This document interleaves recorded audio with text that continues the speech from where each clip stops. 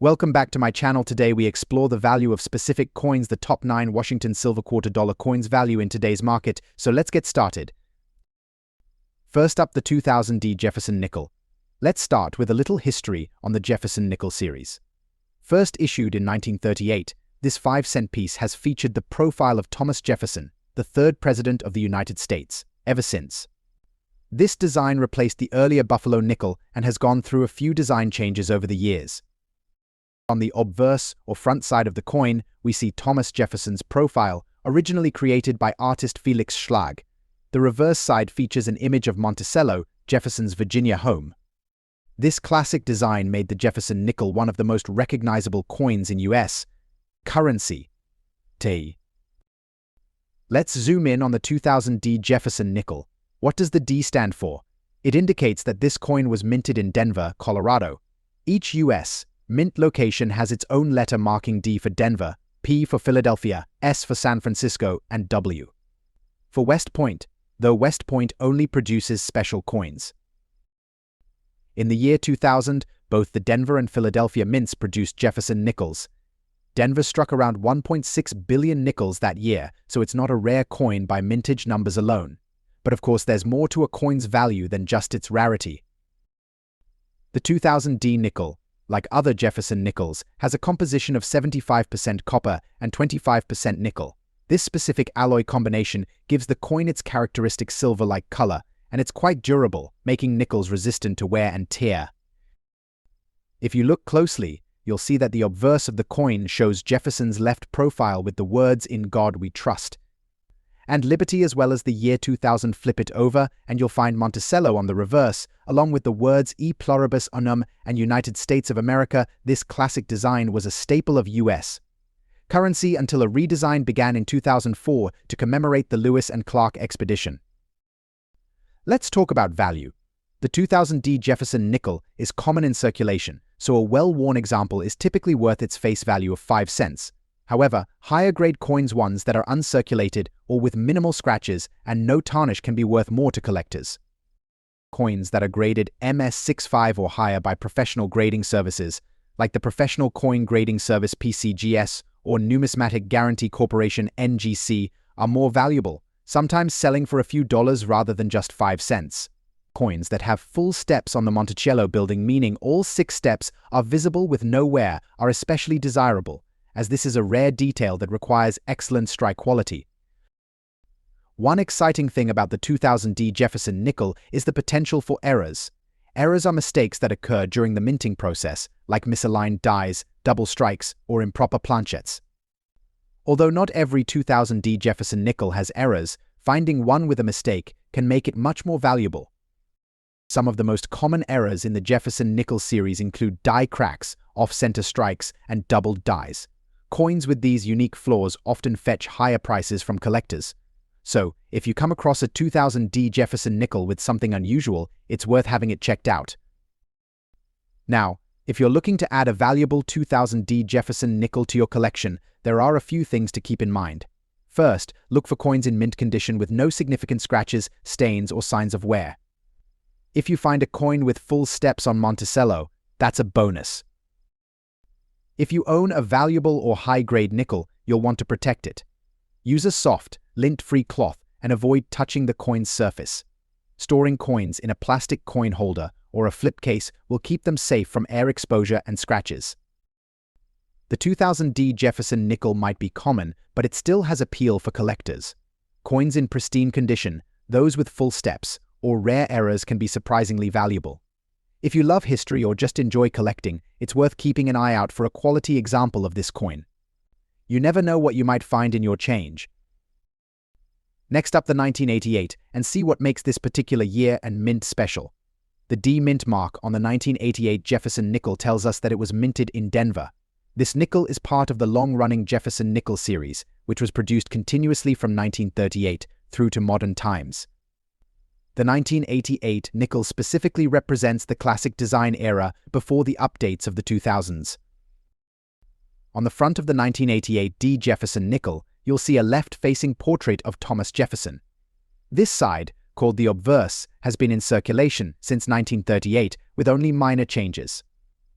Alongside Jefferson's portrait, you'll notice the words "In God We Trust" on the left and the word "Liberty" with the date, 1988, to the right. Below the date, you'll find the D mint mark, identifying this coin as being minted in Denver. Now on the back, we have Monticello, Jefferson's famous estate in Virginia. This beautiful building symbolizes Jefferson's architectural and agricultural innovations. Above Monticello, it reads "E pluribus unum," a Latin phrase meaning "out of many." One beneath Monticello, you'll find the words Monticello and 5 cents, along with United States of America, along the bottom edge dot. So what is this coin made of? From 1946 onward, including the 1988 D nickel. But Jefferson nickels have been made of a copper-nickel composition. It's about 75% copper and 25% nickel, which gives it that familiar, durable feel. Each nickel weighs 5 grams and measures 21.21 millimeters in diameter. This metal composition has been a part of the nickel for many years, except for a brief period during World War II when nickel was needed for the war effort. During that time, nickels were made of a silver alloy, which we now call war nickels, but by 1946, the mint returned to the copper-nickel blend we see here in the 1988 D nickel. Now, let's talk about the value. As a modern coin with high production numbers, the 1988 D Jefferson nickel is generally worth its face value of 5 cents. However, coins in exceptional condition can be worth more to collectors. For example, a high-grade mint state version, where the coin is nearly flawless and uncirculated, could fetch anywhere from 25 cents to a few dollars, depending on the condition and demand. Collectors often seek out coins in mint state, graded by services like PCGS or NGC. Graded coins can command higher prices, with those in the highest possible grade, MS67, selling for several dollars or more.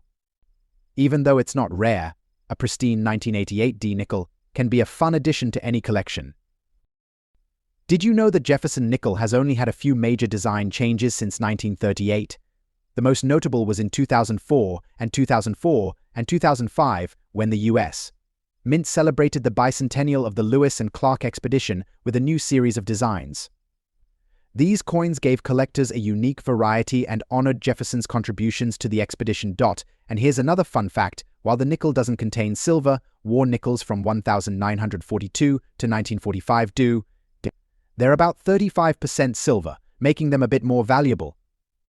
Handling your coins properly is essential for preserving their value. If you have a 1988 D Jefferson nickel in pristine condition, consider storing it in a protective holder or a coin album.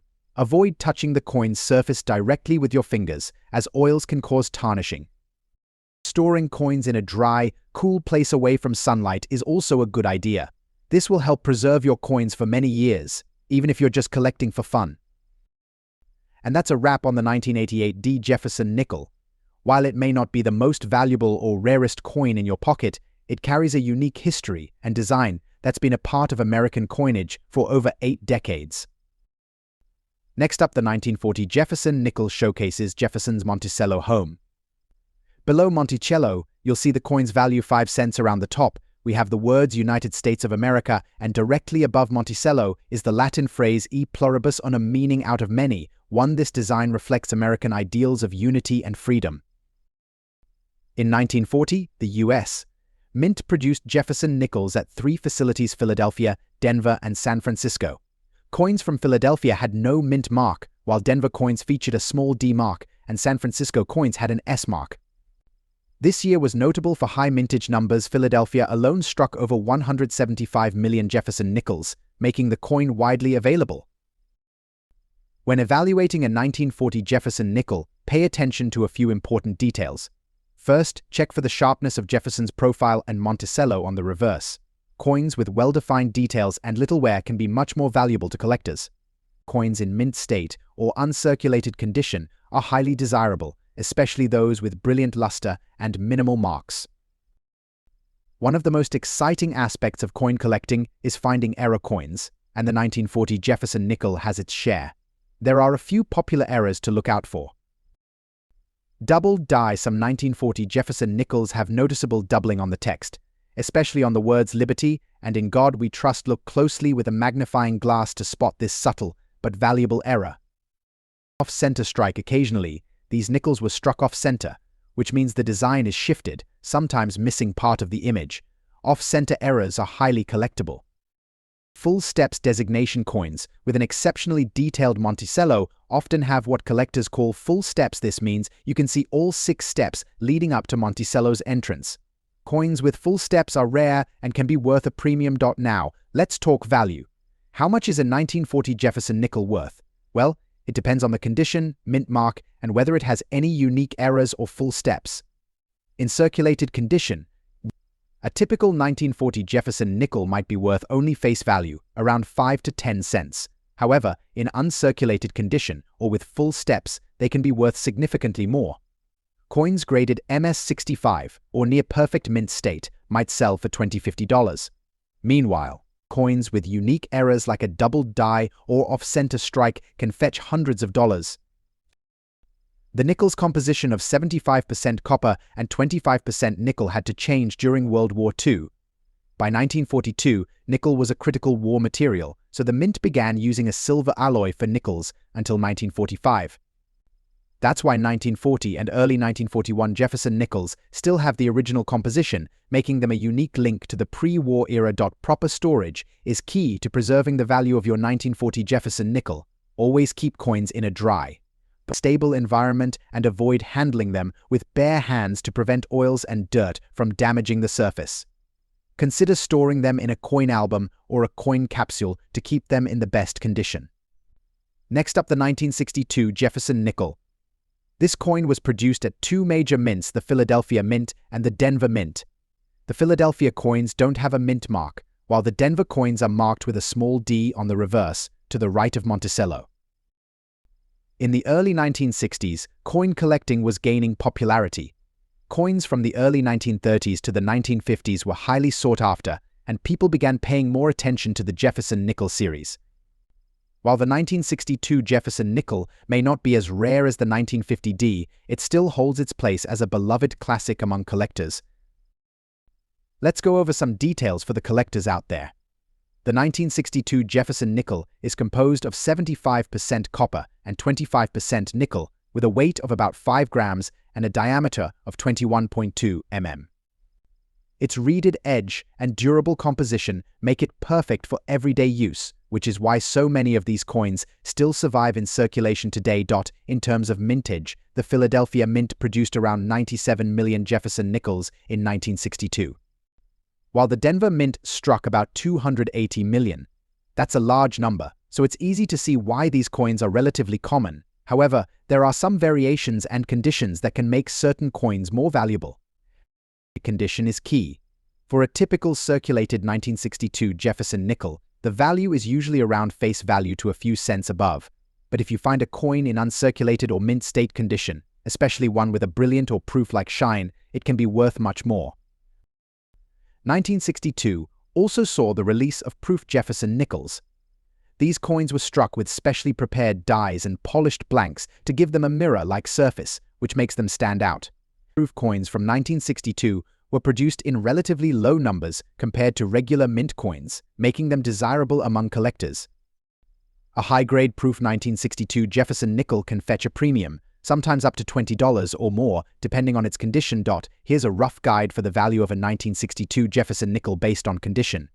A circulated coin is worth 5 to 10 cents, but if you have a mint state coin, or one graded MS65 or higher, you're looking at values from $5 to $30. Proofs in high condition can reach even higher values. So, should you hold on to your 1962 Jefferson nickel? Well, if it's in good condition or even has a proof finish, it could be worth a few dollars to a collector. But beyond the potential value, it's a piece of American history, a small part of the story of Thomas Jefferson, Monticello, and an era when coin collecting really began to take off. Next up now, let's take a closer look at the design of the 1996 Canadian nickel. On the obverse or front, we have a portrait of Queen Elizabeth II. This particular design of Queen Elizabeth, crafted by Dora de Pedery Hunt, was first introduced in 1990. It features the Queen in a more mature representation, wearing a crown. Dora de Pedery Hunt was a renowned Canadian sculptor, and her design was the first portrait of the Queen to be designed by a Canadian artist. Below the Queen's portrait, we have the Latin inscription DG Regina, which stands for Dei Gratia Regina, meaning by the grace of God, Queen. On the reverse side, we have the iconic beaver, sitting on a rock. This design was created by Canadian artist G.E. Kruger Gray and has been featured on the nickel since 1937. The beaver, one of Canada's national symbols, represents hard work, industry, and resourcefulness, qualities often associated with the country and its people in terms of specifications. The 1996 Canadian 5-cent coin has a diameter of 21.2 millimeters, a thickness of 1.76 millimeters, and a weight of 3.95 grams. It's made from copper-nickel, a durable alloy that resists corrosion and maintains the coin's longevity. The Royal Canadian Mint produced over 121 million of these nickels in 1996 alone. They were minted in both the Ottawa and Winnipeg facilities, both known for their high-quality coin production. Now, you might be wondering, is the 1996 nickel worth more than face value today? Well, in most cases, the 1996 nickel doesn't carry high value for collectors. Since so many were minted, they are fairly common, and the standard versions are still worth just 5 cents. However, if you have a coin in mint condition or uncirculated condition, meaning it has no wear or scratches, it might be worth a bit more. A 1996 nickel in pristine condition can be valued at around 25 to 50 cents among collectors, though these values fluctuate with market demand. But there's something else to look for with the 1996 nickel errors. Sometimes, coins have minting errors that can make them especially valuable. While no major minting errors are common for this year, always be on the lookout for any unusual markings or misalignments, as they could increase the coin's worth to collectors. If you come across a 1996 nickel with a significant minting flaw, it could be worth several dollars or more depending on the rarity and demand among collectors. Before we wrap up, here are a few fun facts about the Canadian nickel. Did you know that during World War II, Canada produced victory nickels to support the Allied effort? These nickels featured a V for victory and a Morse code message around the rim: read win. When we win, we work willingly. It's a great example of how coins can reflect a nation's history and culture.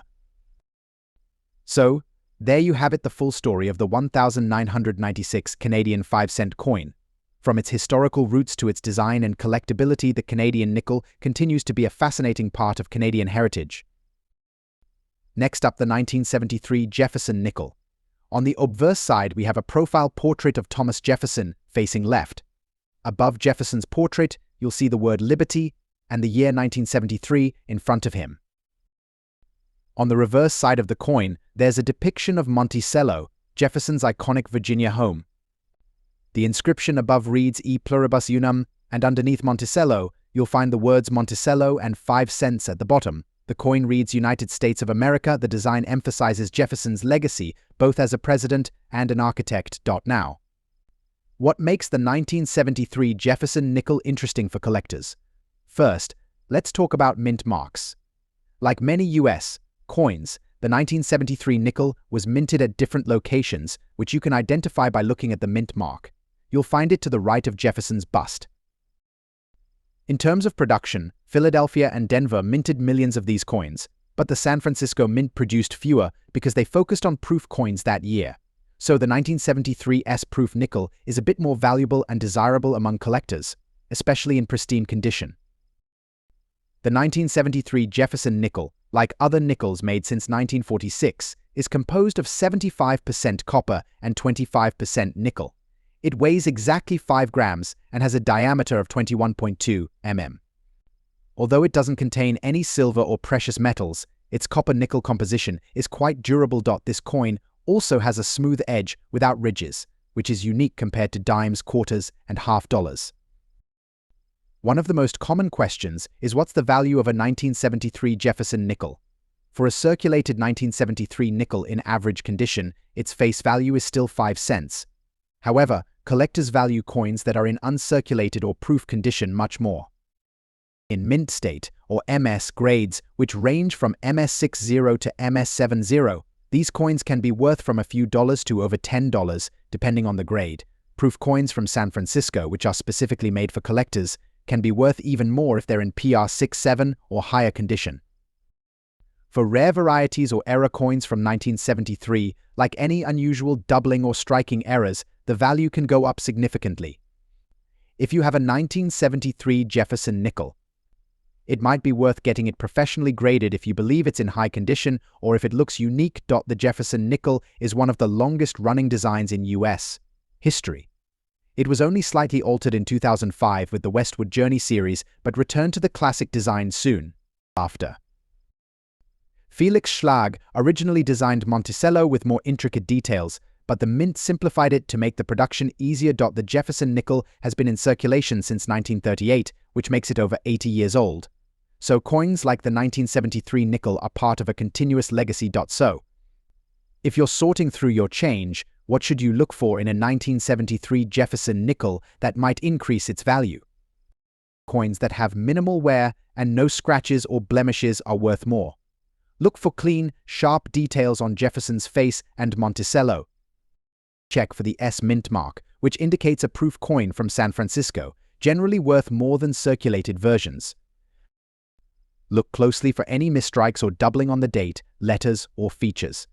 Errors are rare but can significantly increase value. So, that's our deep dive into the 1973 Jefferson nickel. Whether you're a serious collector or just enjoy the history, coins like this offer a fascinating glimpse into America's past and numismatic artistry. If you have a 1973 nickel, check it out and see if it's worth holding on to. Next up now, let's look at the specific features of the 1984 Jefferson nickel. On the obverse, we see a left-facing profile of Thomas Jefferson, his stern expression symbolizing resilience and strength. The word liberty appears to the left, with the date 1984 just to the right, accompanied by the mint mark P, which stands for the Philadelphia Mint. This mint mark indicates that the coin was produced in Philadelphia. Interestingly, the Philadelphia Mint began adding mint marks to Jefferson nickels in 1980, so the 1984 P nickel was among the earlier examples to bear the P mark. Turning the coin over, we see Monticello, Jefferson's historic plantation home in Virginia. The building is beautifully depicted, showcasing its classical architecture. Above Monticello, the word Monticello is inscribed, and below it, the words 5 cents and United States of America frame the image. Just above Monticello, you'll notice the Latin phrase e pluribus unum, meaning out of many, one symbolizing unity. The Jefferson nickel has specific dimensions that distinguish it from other American coins. It weighs 5 grams and has a diameter of 21.2 millimeters. The 1984 P nickel is composed of a 75% copper and 25% nickel blend, which gives it a unique, slightly silver color compared to other copper-based coins. Now, let's talk about the value of the 1984 P Jefferson nickel. Since the Philadelphia Mint produced a substantial number of these coins, they're relatively common. However, if you have one in exceptional, mint state condition, it may hold extra value. Coins graded MS65 or higher can be worth anywhere from $1 to $5, depending on the quality. Additionally, look out for any special characteristics, like die errors or striking anomalies, as these can increase the coin's worth. Some error coins from this year have been known to sell for significantly more. If you're lucky enough to find one with a rare error, it could be worth hundreds or even thousands of dollars. Here are some fun facts about the Jefferson nickel. Did you know that it's one of the few coins to remain largely unchanged in design for so long? The portrait of Jefferson remained the same from 1938 until 2005, when it was slightly updated.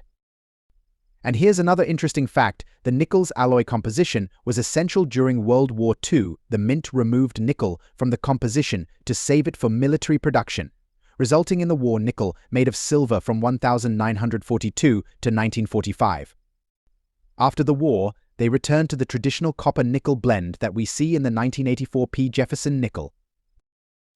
If you're interested in collecting Jefferson nickels, you're in luck. They're affordable and easy to find, especially if you're just starting. Look for high-grade nickels with minimal wear, strong details, and good luster. Proper care is also essential. Keep them in plastic holders to avoid scratches and avoid cleaning them, as this can decrease their value. Next up, the 2004 U.S. Mint decided to celebrate the 200th anniversary of the Lewis and Clark expedition with a new series of designs. This became known as the Westward Journey Nickel series, which ran from 2004 to 2006. The 2005 Jefferson nickel, which we're focusing on today, is part of this commemorative series. The 2005 Jefferson nickel had two unique designs. Unlike the classic Jefferson profile, these coins feature two new designs, one on the obverse and one on the reverse, that were totally different from what collectors were used to. These coins mark the first time Jefferson's portrait was significantly redesigned since the original nickel in 1938. First, we have the American Bison nickel, minted early in 2005. On the reverse, we see an image of a bison, also known as a buffalo. This design represents the Great Plains, which were explored during the Lewis and Clark expedition.